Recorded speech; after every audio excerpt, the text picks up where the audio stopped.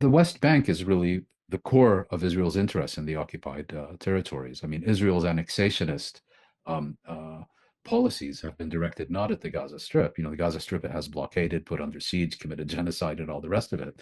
But the territory that Israel wants most to annex and to depopulate is the West Bank, what it calls Judea and Samaria. And in fact, it's already annexed East Jerusalem. It's already annexed parts of the seam, the border zone between and Israel and the West Bank. And what you've seen in the past 2, 3 years, beginning actually under the previous Israeli government, um, is an astronomical expansion of Israeli violence and land grabs and settlement expansion and ethnic cleansing of particular territories, and intensification of apartheid and so on.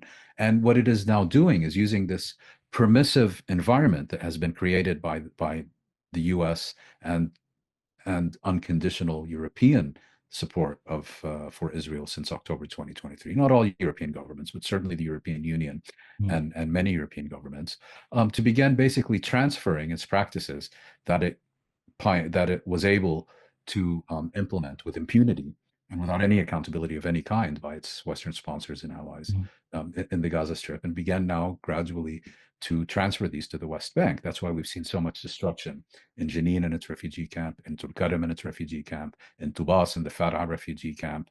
And it's like a spreading ink blot.